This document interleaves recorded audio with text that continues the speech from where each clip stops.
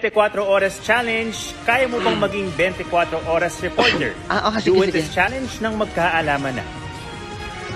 Narito na mga balitang dapat abangan sa 24 oras.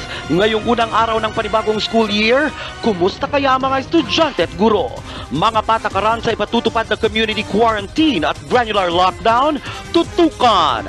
At ang nag-viral at nakakaantig na sulat na natanggap ng isang rider mula sa batang regular niyang customer. Abangan yan sa 24 oras. Ikaw na ba ang susunod na 24 oras anchor? Do what this report para magkaalaman na.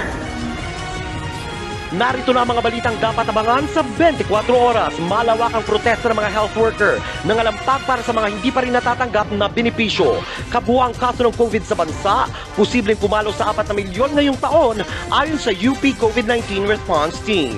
Ang kwento ng lalaking hindi nagpaggapo sa kahirapan at nakapagtapos sa prestihiyosong universidad sa South Korea.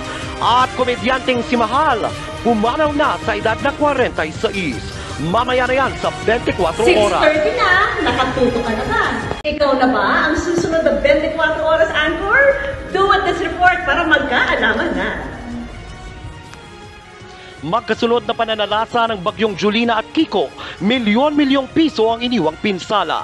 2 patay at 2 pa ang sugatan sa kotseng nabangga umano ng truck sa Pasig. At presyo ng isda nagmahal sa ilang pamilihan. Magtataas presyo pati produktong petrolyo. Mamaya na yan sa 24 oras. 6:30 na, nakatuto ka na ba?